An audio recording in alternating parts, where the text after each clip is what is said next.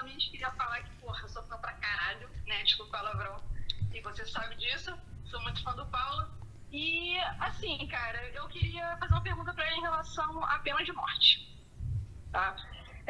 Se ele acha que se incluíssemos a pena de morte para alguns tipos de crimes, alguns crimes aqui no Brasil, se seria a solução.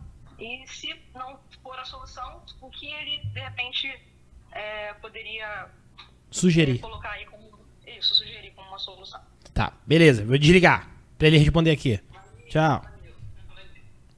Tá. Pena de morte. Pena de morte Pouco é o seguinte. polêmico, né? Não, Só um é pouquinho. tranquilo, cara. São vários aspectos. Primeiro, isso é uma coisa que um padre me falou uma vez. Eu tava na faculdade, eu tava estudando pena de morte, e aí o padre da ordem lá me falou o seguinte: Paulo, eu perguntei pra ele, padre, o que a igreja pensa sobre pena de morte? Ele falou assim: Paulo, tem pessoas que são tão ruins, mas tão ruins, que se você deixar elas vivas, elas vão continuar fazendo mal. Então, nesses casos, é justo. Né? Agora, qual que é o principal, a pedra fundamental do direito penal? É que a pena tem que ser aplicada de acordo com o bem jurídico que foi violado. Então, o que você está protegendo? Você está protegendo a vida? Então, você pode aplicar a pena de morte. O meu bisavô, Jerônimo, foi condenado à pena de morte por ser contrário ao regime comunista. Eu tenho a sentença de condenação dele. Ele é ucraniano, Então, né? meu bisavô ucraniano, Jerônimo. Na sentença, um tribunal soviético condenou ele à morte. Então, isso é justo? Não é justo. Ele não era um criminoso, ele não atentou contra a vida de ninguém, ele meramente defendeu um regime que não fosse genocida. Um regime que não fosse a favor de matar pessoas, como é o comunismo. Ele foi contrário ao comunismo. Ele queria que o país dele tivesse liberdade, ele queria que os filhos dele crescessem num país livre. Nesse contexto, a pena de morte está errada, apesar dela ser legal. Apesar de ser seguido o devido processo legal. Não é moral. Apesar de estar prevista na lei, ela não é justa. Né? Então, existe pena de morte justa. Né? Existem grandes homicidas, pessoas que mataram muita gente, que se ficarem soltas vão matar mais gente. Essas pessoas precisam da pena de morte. Agora, a pena de morte ela funciona tanto que em estados americanos, porque nos Estados Unidos cada estado tem a sua legislação própria penal. É diferente do Brasil, que a lei penal é a mesma para todos os estados. Se você praticar o tráfico em São Paulo, no Rio de Janeiro, ou em Caruaru, a pena é a mesma. Mas nos Estados Unidos, como é separado, alguns estados têm pena de morte, outros não. E dá resultado. Você dizer assim, olha, não mate ninguém, senão o Estado vai te matar. Dá resultado. Mas a gente tem que pensar também qual que é a melhor justificativa. A melhor justificativa na pena de morte é impedir a vingança. Então imagina o seguinte, você me deu um tiro, me matou lá numa briga de bar. Aí alguém da minha família vai lá e te mata. Aí alguém da sua família vai lá e mata a minha família. E aí fica nessa vingança infinita. Então, para evitar a vingança, o Estado vai lá, você matou o Paulo numa briga de bar, beleza, agora você vai ser executado. Pronto, acabou. A vingança não é mais necessária. Esse é outro aspecto. Eu acredito que a pena de morte no Brasil poderia ser instituída por homicídio. Você matou uma pessoa, então agora você vai ser morto. Pronto, acabou. Né? Mas no atual regime constitucional é impossível, né? Só se a gente tiver uma impossível, nova Constituição. Mas uma nova Constituição é algo necessário, cara. Muitos dos problemas do nosso sistema jurídico são causados pela Constituição, que é uma Constituição esquerdista. Você que opera o direito, né? Vocês dois que operam o direito, você opera, médico, se ligou? Ele só foi completa. Mas você que opera o direito, não sei se você comunga da sua opinião. A minha opinião é que 1988 foi o pior ano possível para se fazer uma Constituição. Se fosse a Constituição Federal de 1992, provavelmente depois da queda do Muro de Berlim, a gente já teria uma Constituição menos social-democrata, esquerdista, socialista. Não, cara, não sei. Eu acho que não foi questão de ano, assim. Eu acho que foi questão de fundamento da Constituição. Né? Então, você vê, qual que é a Constituição que eu mais gosto? A Constituição americana. Poucos artigos, protegendo os direitos fundamentais e acabou. Direito à vida, E aí, direito à porte cada de arma. estado legisla... Exato, o sistema é completamente diferente. Então, se a gente tivesse isso no Brasil, você poderia alterar as leis do Rio de Janeiro para tornar o porte de arma no Rio de Janeiro mais grave. Você podia alterar a norma do Rio de Janeiro para resolver um problema local. Aqui no Brasil você não pode. Você tem que emendar o Código Penal. O Código Penal é de 41, reformado inúmeras vezes, é uma coxa de retalhos. Entende? É muito complexo. Isso é muito negativo. Não dá mobilidade, não permite que você escolha o estado que você quer morar. Porque, por exemplo, meus amigos que moravam na Califórnia, a Califórnia foi estrangulando o direito às armas. Eles se mudaram. Foram embora. Foram para... Tem um amigo meu que mora na Geórgia. Gente, o Texas, muito se fala, o Texas nem é o estado mais armamentista dos Estados Unidos. Não, ele está muito longe, não, inclusive. eu tenho amigos que, por exemplo, eu tenho um amigo que é agente do FBI, que trabalha em Washington, mas mora na Virgínia. Por quê? Porque ele quer ter arma.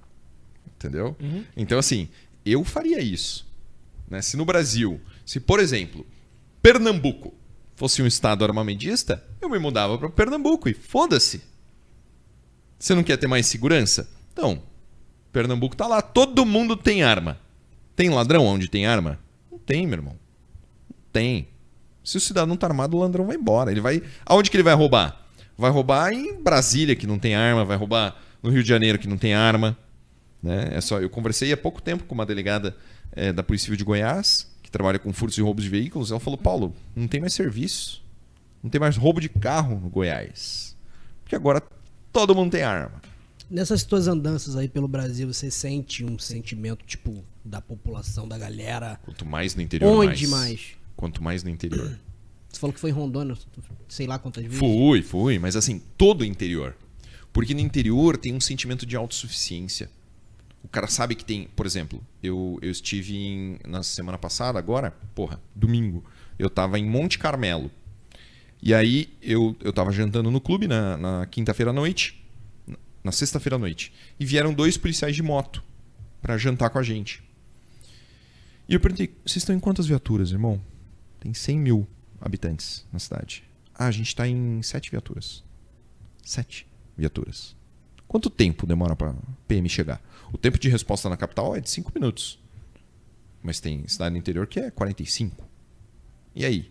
Como é que o cara vai se virar se ele não tiver uma arminha? Não vai se virar. Então, quanto mais no interior, mais a sensação de que o indivíduo não deve depender do Estado é forte. E assim, não faz uma geração, né? Até 99, o porte de arma não era crime, né? O porte ilegal de arma. Não, era porte não infração de autorizado menor de arma. potencial ofensivo. Nem preso ia, né? Não. Era... O que você acha de monarquia? Cara, monarquia é mais complexo porque nenhuma monarquia existe... Assim, ó, as monarquias de sucesso eram monarquias que existiam em estados religiosos. Né? Então, por exemplo, eu li a biografia do Hirohito, que era o imperador do Japão durante a Segunda Guerra Mundial. Na verdade, não era uma biografia, era o Kido Nikki, né? Que era o diário do Kido, que era um cara muito próximo do imperador, tipo um kanga do imperador. Né? E aí o diário dele contava a história do Hirohito. Quando ele fez o famoso discurso de rendição do Japão, grande parte da população não acreditou, porque o imperador é um deus, e Deus não fala com os seus súditos. Né?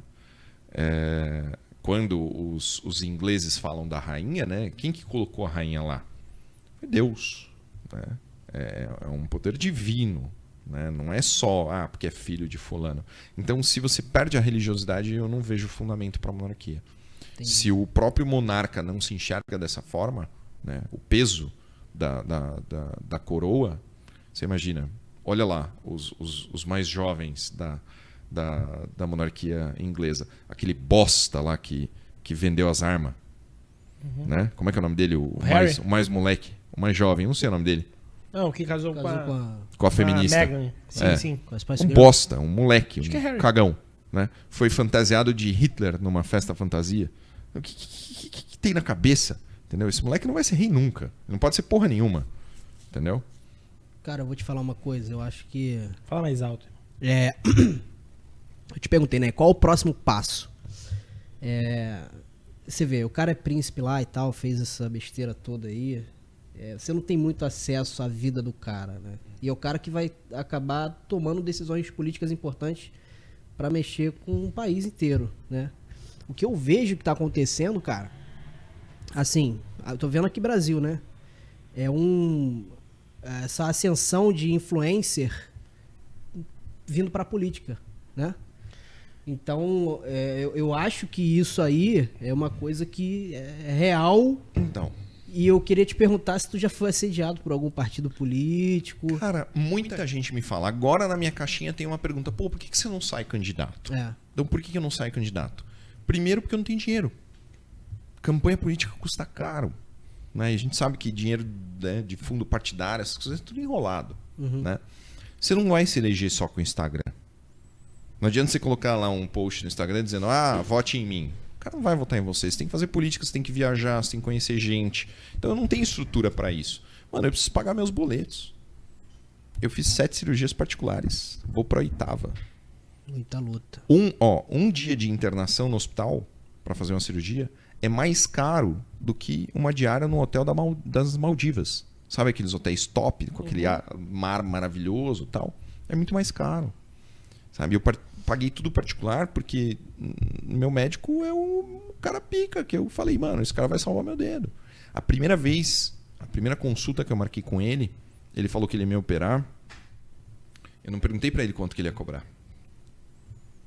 Eu falei, foda-se, eu corro atrás depois. Na minha cabeça, bicho, eu já tinha vendido tudo que eu tinha. Eu já tinha vendido apartamento, carro, arma, tudo. Eu falei, mano, foda-se. Depois eu corro atrás. Vou salvar meu dedo. E no final do ano passado, eu vendi meus carros, cara. Porque chegou janeiro, eu tinha que fazer uma cirurgia, eu não tinha dinheiro. Eu vendi o carro. Eu tinha 2 carros, eu vendi os 2. Porque eu não tinha dinheiro. Então, assim... Eu não tenho... Entende? Eu não sou de família rica. Eu não tenho fonte de renda. Eu dou meus cursos. Só. Eu dou aula. Só. Amanhã eu posso não dar aula mais. Amanhã eu posso não dar curso mais. E aí? Mas você sente isso, né? Tipo, a galera pede. Pede, mas eu não sei se apoia. Entendi. Entendeu? Se eu sentisse assim, não, realmente, eu tenho... Fala, pessoal, esse foi um corte do Tudão Cast, tá? Se você gostou dessa história, dá uma olhada no episódio completo que tá aqui na descrição do canal. E lá no canal a gente tem muito mais histórias maneiras como essa. Dá uma curtidinha lá, assina o canal. Fico por aqui, até mais. Valeu!